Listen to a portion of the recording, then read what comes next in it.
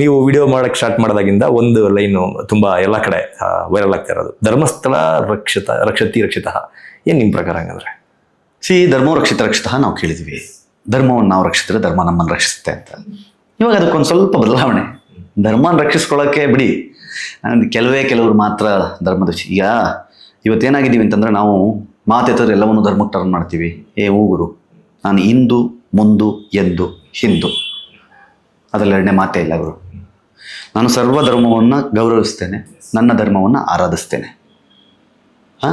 ನಾನು ನಿಜವಾದ ಜಾತ್ಯತೀತ. ಒಂದು ಧರ್ಮಕ್ಕೆ ಕೆಟ್ಟದಾಗಿ ಬೈದು ಇನ್ನೊಂದು ಧರ್ಮಕ್ಕೆ ಬಕೆಟ್ ಹಿಡಿಯೋ ಸೋಕಾಳ್ ಜಾತ್ಯತೀತ ನಾನಲ್ಲ. ನನ್ನ ಜಾತ್ಯತೀತತೆ ಹೆಂಗೆ ಅಂತಂದರೆ, ನನಗೆ ರಂಜಾನಿಗೆ ಬಿರಿಯಾನಿನೂ ಬರುತ್ತೆ, ಕ್ರಿಸ್ಮಸ್ಗೆ ಕೇಕು ಬರುತ್ತೆ, ನಮ್ಮ ಮನೆಯಿಂದ ದೀಪಾವಳಿಗೆ ಸ್ವೀಟ್ಸು ಅವ್ರ ಮನೆಗೆ ಹೋಗುತ್ತೆ. ಇದು ನನ್ನ ಸರ್ವಧರ್ಮ ಸಮನ್ವಯ. ಅರ್ಥ ಆಯ್ತಾ? ಕೂತ್ಕೊಂಡು ಇಲ್ಲಿ ಯಾವುದೋ ಒಂದು ಧರ್ಮನ ಓಲೈಸ್ಕೊಂಡು ಹಿಂದೂ ಧರ್ಮಕ್ಕೆ ಕೆಟ್ಟದಾಗಿ ಬೈಕೊಂಡು ಜಾತ್ಯತೀತ ಅಂತಂದರೆ ಚಪ್ಪಲಿ ಕಿತ್ಕೊಂಡು ಹೊಡಿತೀವಿ ಅಂತೀವಿ. ಹೌದು ಗುರು, ನಿನ್ನ ಹೆಂಗಾದ್ರೂ ತಗೋ.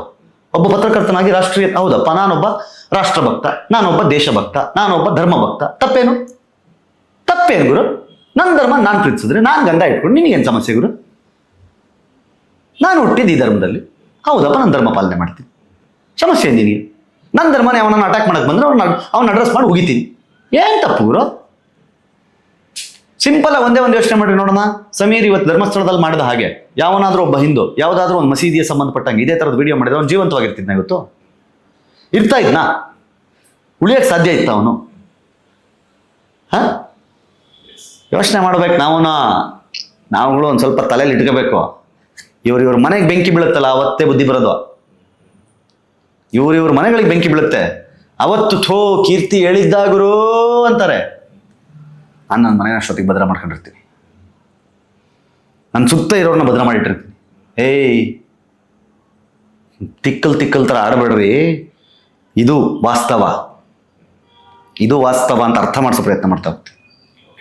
ಮಾಡಿಲ್ಲ ಅಂತಂದರೆ ಕಷ್ಟ ಇದೆ. ಮತ್ತೆ ಆಗಲೇ ನಾನು ಕೇಳ್ತಾ ಅವ್ರಿಗೆ ಏನು ಲಾಭ ಅಂತ ಕೇಳಿದೆ, ಮಾಶೆಟ್ಟಿ ತಿಮ್ಮರವರು ಒಂದಷ್ಟು ಹೇಳಿದ್ರಿ. ಬಟ್ ಈ ಗಿರೀಶ್ ಮಠಣ್ಣನವರು, ಸಮೀರು, ಇವರಿಗೆಲ್ಲ ಏನು ಲಾಭ ಇದನ್ನ ಬ್ಯಾಡಾಗಿ ಪೋಟ್ರೈ ಮಾಡೋದ್ರಿಂದ? ಇದು ಏನು ಗೊತ್ತಾ, ಇದೊಂದು ಪಟಾಲಂ ಇದೆಯಲ್ಲ, ಇವುಗಳೆಲ್ಲ ಒಂದು ಪಟ್ಟಭದ್ರ ಹಿತಾಸಕ್ತಿಗಳು ಅಂತ ಕರೀತಾರೆ. ಇವರೆಲ್ಲ ಸೇರ್ಕೊಂಡ್ಬಿಟ್ರು ಒಟ್ಟಿಗೆ. ಅವ್ರಿಗೆ ಅದರಲ್ಲಿ ಏನು ಸಿಗ್ತಾ ಇದೆಯೋ ಗೊತ್ತಿಲ್ಲ. ನಾನು ಹೇಳ್ತಾ ಇರೋದು, ಯಾರು 16,000 ಸ್ಕ್ವೇರ್ ಫೀಟಲ್ಲಿ ಮನೆ ಕಟ್ತಾ ಇರೋರಿಗೆ ದುಡ್ಡಲ್ಲಿಂದ ಬಂತೋ ನಂಗೆ ಗೊತ್ತಿಲ್ಲ. ಇನ್ಯಾರ್ದೋ ಶೃಂಗೇರಿ ಹತ್ರ ಎಷ್ಟೋ ಎಕರೆ ತೋಟ ಹೆಂಗೆ ಮಾಡ್ಕೊಂಡ್ರು ನನಗೆ ಐಡಿಯಾ ಇಲ್ಲ. ನಾನು 37 ನಿಮಿಷ 40 ನಿಮಿಷದ ವಿಡಿಯೋನ ಮಾಡಿ ಮಿಲಿಯನ್ ಗಟ್ಟಲೆ ವ್ಯೂಸ್ ತಗೋತಾ ಇರೋರಿಗೆ ಯಾರು ಫಂಡಿಂಗ್ ಮಾಡ್ತಿದ್ದಾರೆ ನಾವು ಮಾತಾಡೋಕ್ಕೆ ಹೋಗಲ್ಲ. ಯಾವ ಕಾರಣಕ್ಕೆ ಯಾರ್ಯಾರು ಏನೇನು ಮಾಡ್ತಾ ಇದ್ದಾರೆ ಅನ್ನೋದನ್ನು ತುಂಬ ಸೂಕ್ಷ್ಮವಾಗಿ ಗಮನಿಸಿದ್ರೆ ಗೊತ್ತಾಗುತ್ತೆ. ಆದರೆ ನಾನು ಯಾವತ್ತೂ ಯಾರ ಮೇಲೂ ಪರ್ಸ್ನಲಾಗಿ ಹೋಗಲ್ಲ. ನನಗೆ ಹೇಳ್ತಾರೆ, ಮಹೇಶ್ ತಿಮ್ಮರವರು ದುಡ್ಡು ಬಂದಿರೋದಕ್ಕೆ ಸ್ಕ್ರೀನ್ಶಾಟ್ ಇದೆ ಅಂತೆ. ಸೊ ಅವ್ರ ಅಕೌಂಟಿಗೆ ಅವ್ರು ಯಾರೋ ದುಡ್ಡು ಹಾಕ್ಸ್ತಾರೆ. ಅದಕ್ಕೂ ನನಗೂ ಈ ವಿಷಯಕ್ಕೂ ಏನು ಗುರು ಸಂಬಂಧ? ನನಗೆ ಯಾರೋ ಡಾಕ್ಯುಮೆಂಟ್ಸ್ ಕಳಿಸಿದ್ರು. ಇಲ್ಲ ಗುರು, ಇದು ನಕ್ಸಲೈಟ್ ಇದ್ದಿದ್ದ ಏರಿಯಾ, ಗಿರೀಶ್ ಮಠಣ್ಣನವ್ರದ್ದು ಅನಧಿಕೃತವಾಗಿ ಇಷ್ಟೇ ಜಾಗ ಮಾಡ್ಕೊಂಡಿದ್ದಾರಂತೆ, ಚಿಕ್ಕಮಂಗ್ಳೂರು ಹತ್ರ ಅಲ್ಲಿದೆಯಂತೆ ಇಲ್ಲಿದೆಯಂತೆ ಅಂತ ಅಂದೆ. ಗುರು, ಅವ್ರ ಜೀವನ, ಅವ್ರ ಆಸ್ತಿ ಅವ್ರು ಮಾಡ್ಕೊಂಡವ್ರಿ, ಅವ್ರ ಪರ್ಸನ್. ನನಗೆ ಯಾಕೆ ಗುರು? ನನಗೇನು ಈ ವಿಷಯದಲ್ಲಿ ಏನಿದೆ? ಸೌಜನ್ಯ ವಿಚಾರದಲ್ಲಿ, ಧರ್ಮಸ್ಥಳ ವಿಚಾರದಲ್ಲಿ, ಈ ವಿಷಯಕ್ಕೆ ಸಂಬಂಧಪಟ್ಟಂಗೆ ಏನಾದರೂ ಪರ ವಿರೋಧ ಚರ್ಚೆಗಳಿದ್ರೆ ಮಾಡೋದು. ಅವ್ರು ಪರ್ಸನಲ್ ಎಲ್ಲ ತಗೊಂಬಂದು ನನ್ನ ಕೈಲಿ ಕೊಟ್ಬಿಟ್ಟು. ಅದೇ ಟೀಮಲ್ಲಿ ಇದ್ದಂತಹ ಹರೀಶ್ ಭೈರಪ್ಪ ಅವರು ನಿಮ್ಮ ಮೇಲೆ ಅದೇ ಟೀಮ್ ಅಂತ ನಾನು ಹೇಳಲ್ಲ. ನಾನು ಹಂಗೆ ಹೇಳಕ್ಕೆ ಬರಲ್ಲ. ಹರೀಶ್ ಭೈರಪ್ಪ ಅವರು ಒಳ್ಳೆ ಗೆಳೆಯನೇ. ಅವರು ಕೈಯಲ್ಲಿ ಪೇಪರ್ ಇಟ್ಕೊಂಡು ತೋರಿಸಿದ್ರು. ನೆಕ್ಸ್ಟ್ ಡೇ ನಾವಿಬ್ಬರು 2 ಅವರ್ ಮಾತಾಡಿದ್ವಿ. ಕನ್ಕ್ಲೂಷನ್ಗೆ ಬಂತು. ಲಾಸ್ಟಿಗೆ ಅವರು ಹೇಳಿದ್ರು, ಇಲ್ಲ ನೀವು ಧರ್ಮಸ್ಥಳದ ವಿರುದ್ಧವಾಗಿ ಹೋಗ್ತಾ ಇದ್ದಾಗ ನಮ್ಗೆ ನೋಡೋಕ್ಕಾಗಿಲ್ಲ, ಸೊ ಹಾಗಾಗಿ ನನಗೆ ಮಾತಾಡಬೇಕಾಗಿ ಬಂತು ಅಂತ ಅಂದರು.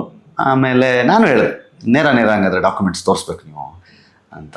ಇಲ್ಲ ಹಂಗಾರೆ ಮೇಲೆ ಆರೋಪ ಇಲ್ವಾ ಅಂದರು. ಇಲ್ಲ ಸರ್, ಒಬ್ಬನ ಮೇಲೆ ರೇಪ್ ಕೇಸ್ ಇದ್ದರೆ ಗೊತ್ತಾಗಲ್ಲ ಯಾರಿಗಾದ್ರು, ಅದು ನನ್ನ ಮೇಲೆ ಅಂತೆಲ್ಲ ಅವ್ರಿಗೆ ಹೇಳಿ ಆಮೇಲೆ ಇಬ್ಬರು ಆರಾಮ ಒಂದಿನ ಕಾಫಿಗೆ ಸಿಗೋಣ, ಮಾತಾಡೋಣ, ವಿಷಯಾಧಾರಿತ ಚರ್ಚೆ ಇದ್ದರೆ ಯಾವತ್ತಿದ್ರೂ ಮಾಡೋಣ, ಈ ಥರದ ಪರ್ಸ್ನಲ್ ಅಟ್ಯಾಕ್ಗಳಿಂದ ಸ್ವಲ್ಪ ದೂರ ಉಳ್ಕೊಳ್ಳೋಣ ಅನ್ನೋದನ್ನು ಮಾತಾಡಿಕೊಂಡು ಅಲ್ಲಿ ನ್ಯೂಟ್ರಲ್ ಆಯಿತು.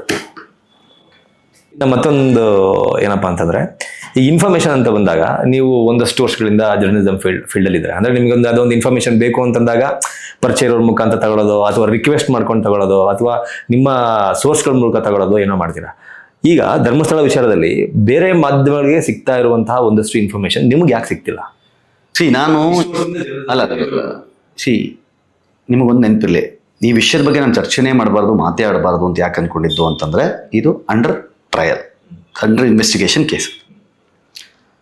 ಇವತ್ತು ನೀವು ಕೆಲವು ಯೂಟ್ಯೂಬ್ ಚಾನಲ್ಗಳನ್ನು ನೋಡಿದ್ರೆ ಗೊತ್ತಾಗುತ್ತೆ, ನೈಟ್ 8 ಗಂಟೆ ಆದ ತಕ್ಷಣ ಸ್ಟಾರ್ಟ್ ಆಗುತ್ತೆ. SIT ಮೂಲಗಳ ಪ್ರಕಾರ ಇಂದು 4 ಶವಗಳು ದೊರಕಿವೆ ಅಂತ. ಆ ಮೂಲ ಎಲ್ಲಿಂದ ಬರುತ್ತೆ ನಮ್ಗೆ ಗೊತ್ತಿಲ್ಲ. ಈಗ ನಡೀತಿರುವ ತನಿಖೆಗಳು ಒಂದು ರೆಡ್ ಸ್ಕ್ರೀನ್ನ ಒಳಗಡೆ ನಡೀತಾ ಇದೆ. ಕ್ಯಾಮರಾ ಕಣ್ಣ ತಪ್ಪಿಸಿ ಮಾಡ್ತಾ ಇದೆ. ಏನು ಮಾಡ್ತಾ ಇದ್ದಾರೆ, ಏನು ಸಿಕ್ಕಿದೆ, ಏನು ತುಂಬಿಕೊಂಡು ಹೋದ್ರು, ಏನು ತಗೊಂಡು ಹೋದ್ರು ಅನ್ನೋದು ಅವ್ರಿಗೆ ಮಾತ್ರ ಗೊತ್ತಿದೆ.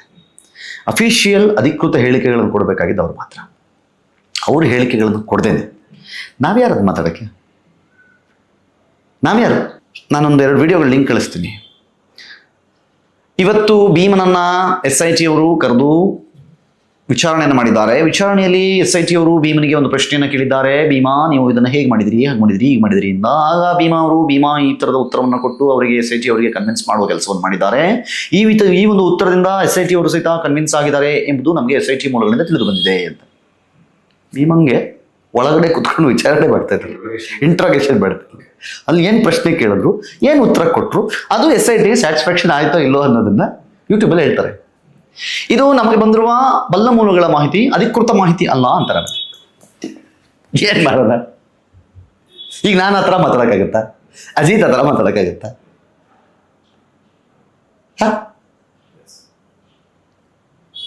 ಹಂಗೆ ನಾವು ಇವತ್ತು ಮಾತಾಡ್ಬಿಟ್ಟು ಅದೇ ಅದು ಕಬ್ಜಾ ಇವನಿಗೆ ಕೇಳ್ದಂಗೆ, ಗುರು ನೀನು ವಿಡಿಯೋ ಹಾಕ್ಬಿಟ್ಟು ಡಿಲೀಟ್ ಮಾಡ್ಬಿಟ್ಟು ಹೋಗ್ಬಿಡ್ತೀಯ, ನಾವು ಮಾತಾಡಿದ್ರೆ ಉಳ್ಕೊಬಿಡುತ್ತೆ ಆನ್ ರೆಕಾರ್ಡ್ಸ್ ಅಂತಾರಲ್ಲ, ಹಂಗೆ ಉಳ್ಕೊಬಿಡುತ್ತೆ. ಸಿಕ್ತಿಲ್ಲ ಅಲ್ಲ. ಅವ್ರಿಗೆ ನಮಗೆ SIT ಮೂಲಗಳು ಗೊತ್ತಿಲ್ಲ, ಇದು ಸ್ಪಷ್ಟ. SIT ಮೂಲ ಅಂದ್ರೆ ಯಾರು? ಟೀಮಲ್ಲಿ ಇರ್ಬೇಕು. ಆಮೇಲೆ ಇನ್ನೊಂದು ವಿಷಯ ಹೇಳ್ತೀನಿ, ಮೊಹಂತಿ ಅವರಿಗೆ ಗೊತ್ತಿಲ್ಲದೆ, ಅನುಚೇತನ್ ಅವ್ರಿಗೆ ಗೊತ್ತಿಲ್ಲದೆ, ಚೇತನ್ ಅವ್ರಿಗೆ ಗೊತ್ತಿಲ್ಲದೆ, ಅವ್ರಿಗೆ ಗೊತ್ತಿಲ್ಲದೆ ಇನ್ನ ಯಾವನಾನ ಕೊಡ್ತಾ ಇದ್ರೆ ಅವನ್ನ ಹೊರಗಡೆ ಹಾಕ್ತಾರೆ. ಇವರೇ ಯಾರಾದ್ರೂ ಕೊಟ್ಟಿರ್ಬೇಕು, ಕೊಡೋದು. SIT ಮೂಲಗಳ ಅಂತಂದ್ರೆ ಮಾಹಿತಿಯನ್ನು ಕೊಡಕ್ಕಿರೋದು ಇವ್ರಿಗೆ ಮಾತ್ರ ಹಕ್ಕು. ಪ್ರೆಸ್ ಮೀಟ್ ಮಾಡೋದಾಗ್ಲಿ, ಮಾಧ್ಯಮಗಳಿಗೆ ತಿಳಿಸೋದಾಗ್ಲಿ. ಇನ್ಯಾರೋ ಅದನ್ನ ಮಾಡ್ತಾ ಇದ್ರೆ ಮಾಹಿತಿ ಸೋರಿಕೆ ಅದು. ಇದಕ್ಕೊಂದು ಒಳ್ಳೆ ಟ್ವಿಸ್ಟ್ ಇದೆ, ಹೇಳ್ತೀನಿ. ಅಂದ್ರೆ ನೀವು ಆಸ್ ಎ ಜರ್ನಲಿಸ್ಟ್ ಆಗಿ ಪ್ರಣಬ್ ಮೊಹಂತಿ ಅವರು ಅಂದ್ರೆ ಸಿಗ್ತಾರೆ, ಸ್ಪಾಟಿಗೆ ಹೋಗ್ಬೇಕಾದ್ರೆ ಸಿಗ್ತಾರೆ, ಒಂದು ಮಾತು ಹೇಳ್ತಾರೆ, ಅಂದ್ರೆ ಇನ್ವೆಸ್ಟಿಗೇಷನ್ ಆಗ್ತಾ ಇದೆ, ದಯವಿಟ್ಟು ಈ ಸಮಯದಲ್ಲಿ ಯಾರು ಏನು ಕೇಳೋದಕ್ಕೆ ಬರಬೇಡಿ, ಹೇಳೋದಕ್ಕೆ ಆಗಲ್ಲ ಅಂತ. ಅದನ್ನ ನೀವು ಯಾವ ತರ ನೋಡ್ತೀರಿ? ಅದೇ ಆರಂಭಿಕ ಹಂತದಲ್ಲಿದೆ ಇನ್ನು ಅಂತ. ಈಗ 13 ಸ್ಪಾಟ್ ಪಾಯಿಂಟ್ ಆಗಿದೆ. ಅದರಲ್ಲಿ ಶವ ಸಿಕ್ಕಿರೋದು ಒಂದೇ, 6ರಲ್ಲಿ ಮಾತ್ರ. ನಿನ್ನೆ ಸಿಕ್ಕಿರೋ ಶವಕ್ಕೂ ಭೀಮನಿಗೂ ಸಂಬಂಧ ಇಲ್ಲ ಅನ್ನುವಂಥದ್ದು ಟೈಮ್ ಲೈನಿಂಗ್ ಮ್ಯಾಚ್. ಯಾಕಂದ್ರೆ 2014 ಹೋಗಿರೋದಕ್ಕೆ 2023 ಸತ್ತೋಗಿದ್ರೆ ಅದು ಟೈಮ್ ಲೈನಿಂಗ್ ಮ್ಯಾಚ್ ಆಗಲ್ಲ ಅನ್ನೋ ಕಾರಣಕ್ಕೆ ಅದೇನೋ ಅಲ್ಲಿ ಶವದ ಸ್ಮೆಲ್ ಬಂತು. ಸೊ ಹುಡುಕಿ ಹೋದಾಗ ಅಲ್ಲಿ ಆತ್ಮಹತ್ಯೆ ಮಾಡ್ಕೊಂಡಿರುವ ಪರಿಸ್ಥಿತಿಯಲ್ಲಿ ಒಂದು ಶವ ನೇತಾಡ್ತಾ ಇತ್ತು. ಅದು ಆಲ್ರೆಡಿ ಸುಮಾರು ದಿನಗಳಾಗಿದ್ದರಿಂದ ಸಂಪೂರ್ಣ ಕೊಳತು ಹೋಗಿತ್ತು ಅನ್ನೋ ಅರ್ಥದಲ್ಲಿ ಮಾತಾಡ್ತಿದ್ದಾರೆ. ಇದು ಮಾಧ್ಯಮದಲ್ಲಿ ಬಂದಿರೋದು, ನಾನು ಅದನ್ನು ಸ್ಟೇಟ್ಮೆಂಟು ಮಾಡಲ್ಲ, ನಾನು ಅದನ್ನು ರೆಕಾರ್ಡು ಮಾಡಲ್ಲ, ನಾನು ಕೋರ್ಟು ಮಾಡಲ್ಲ, ಹಂಗದು ಗೊತ್ತಿಲ್ಲ. ನಾನು ಕನ್ನಡಪ್ರಭದ ಇವತ್ತಿನ ಮುಖಪುಟದಲ್ಲಿ ಕೆಳಗಡೆ ಕಾರ್ನರ್ನಲ್ಲಿ ಬಂದಿರುವಂಥ ಒಂದು ರಿಪೋರ್ಟ್ ಇಷ್ಟಿದೆ ಬರೋದು. ಸೊ ಅದು ಭೀಮಂಗೆ ಸಂಬಂಧಪಟ್ಟಿದ್ದಲ್ಲ ಅಂತ ನಾನು ಹೇಳ್ತೀನಿ. ಇನ್ನು 11, 12, 13 ಪಾಯಿಂಟ್ ಆಗಬೇಕು, ಆಯ್ತಾ? ಅದಾದ್ಮೇಲೆ ಇನ್ನೂ 30 ಮಾಡ್ತೀನಿ ಅಂತ ಮನುಷ್ಯ ಹೇಳಿದ್ದಾನೆ. ಸೊ ಹೀಗಿರುವಾಗ ಅಷ್ಟೆಲ್ಲ ಪಾಯಿಂಟ್ ಆಗಬೇಕು ಅಂತಂದ್ರೆ ಇದು ಆಗ್ಬೇಕಂತಾನೆ. ಅವ್ರು ಬಂದಿದ್ದು 3ನೇ ಪಾಯಿಂಟ್ ಮಾಡೋದಿನ 3ರಿಂದ 4ನೇದ ಮಾಡ್ಬೇಕಾದ್ರೆ ಅವ್ರು ಬಂದಿದ್ದು. ಸೊ ಹಂಗೆ ಇನ್ನೊಂದು ಲಾಂಗ್ ಪ್ರೊಸೆಸ್ ಇದೆ. ಇದು ಗುಂಡಿ ತೆಗೆಯೋ ಕಾರ್ಯಕ್ರಮಗಳು ಸುಮಾರಿದೆ. ಇನ್ನೂ 30 ಮಾಡ್ತೀನಿ ಅಂತ ಹೇಳಿದಾರಲ್ಲ, ಇನ್ನೂ 30 ಪಾಯಿಂಟ್ ಆಗುತ್ತೆ. ಅಲ್ಲಿ ಗೊತ್ತಿಲ್ಲ. ದಟ್ ಇಸ್ ಈಗ SIT ಹೇಗೆ ಇನ್ವೆಸ್ಟಿಗೇಷನ್ ಮಾಡಬೇಕು ಅನ್ನೋದನ್ನು ತಿಳಿಸ್ಲಿಕ್ಕೆ ನಾನು ಗಿರೀಶ್ ಮಠಣ್ಣವರಲ್ಲ. ಅಂದ್ರೆ ಅವ್ರು ಹೇಳ್ತಾರೆ ಹಿಂಗೆ ಮಾಡಬೇಕು, ಹಿಂಗೆ ಹೋಗ್ಬೇಕು. ಅವರಷ್ಟು ಜ್ಞಾನ ಭಗವಂತನ ಕೊಟ್ಟಿಲ್ಲ. ಅವರು ಎಂಥ ಜ್ಞಾನಿ ಅಂತಂದರೆ, ಸೌಜನ್ಯ ಸಾಯೋದಕ್ಕೆ ಮುಂಚೆ ಏನು ಮಾತಾಡಿದ್ಲು ಅನ್ನೋದು ಅವ್ರಿಗೆ ಗೊತ್ತು. ನೀವು ನಾನು ಹೇಳ್ತೀನಲ್ಲ, ನೈಟು ಅದೊಂದು 3/4 ಗಂಟೆ ಆ ವಿಡಿಯೋ ನೋಡಿದ್ಮೇಲೆ ಏನೋ ಒಂಥರ ನನಗೆ ಅಬ್ಬಾ ಒಳ್ಳೆ ಎಂಟರ್ಟೈನ್ಮೆಂಟ್ ಗುರು ಅನಿಸುತ್ತೆ. ಎಷ್ಟು ಚೆನ್ನಾಗಿ, ಎಷ್ಟು ಅಂದರೆ ಕಣ್ಣಿಗೆ ಕಟ್ಟಂಗೆ ಕತೆ ಹೇಳ್ತಾರೆ ಮನುಷ್ಯ. ಬಾಡಿ ಸಿಕ್ಕಿಲ್ಲ ಅಂದರೆ ಒಂದು ಕತೆ, ಬಾಡಿ ಸಿಕ್ತು ಅಂದ್ರೆ ಒಂದು. ಬಾಡಿ ಮೊನ್ನೆ ಸಿಕ್ತು, ಸೋಮವಾರ ಮಂಜುನಾಥನ ದಿನ ಸುದಿನ. ಇವತ್ತು ಬಾಡಿ ಸಿಕ್ತು. ಬಾಡಿ ಸಿಕ್ಕಿಲ್ಲ, ಅಲ್ಲಿ ಹೈನಾ ಇದೆ, ಮುಳ್ಳಂದಿ ಇದೆ, ಉಡ ಇದೆ. ಏನು ಮಾಡೋದು ಈಗ? ಹೈನಾ ಮುಳ್ಳಂದಿ ಎಲ್ಲ ಇದ್ದಿದ್ರೆ 1.5 ವರ್ಷದ ಹಿಂದಿನ ಬಾಡಿ ಅಲ್ಲೇ ಬಿದ್ದಿತ್ತಲ್ಲ, ಅಲ್ಲೇ ಸಿಕ್ತು.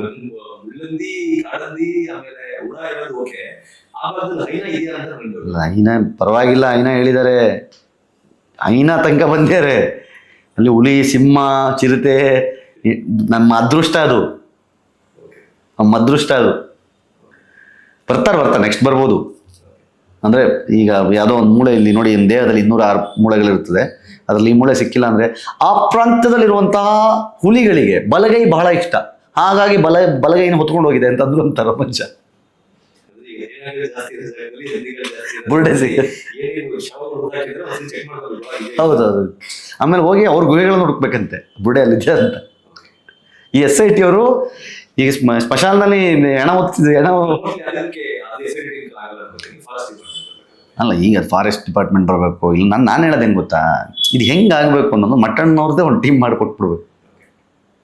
ಹಾಂ, MITN ಮಟ್ಟಣ್ಣನವ್ರ ಇನ್ವೆಸ್ಟಿಗೇಷನ್ ಟೀಮ್, ಅವ್ರಿಗೆ ಬೇಕಾದಂಗೆ ಮಾಡ್ಕೋಬೇಕು ಇನ್ವೆಸ್ಟಿಗೇಷನ್. ಅವರು ಹೈನಾನೆಲ್ಲ ತಗೊಂಬಂದು ಸ್ಟೇಷನ್ ಸೆಲ್ಲಲ್ಲಿ ಹಾಕಿ ಅವಕ್ಕೆಲ್ಲ ಹೊಡೆದು ಎಲ್ಲಿದೆ ತೋರಿಸು ಅಂತ, ಮುಳ್ಳಂದಿಗೆಲ್ಲ ಮುಳ್ಳಲ್ಲಿ ಚುಚ್ಚಿ, ಎಲ್ಲಿ ಬಾಡಿಯಲ್ಲಿ, ತಲೆಬಿಡಿಯಲ್ಲಿ ಚುಚ್ಚಿ ಮುಳ್ಳಲ್ಲಿ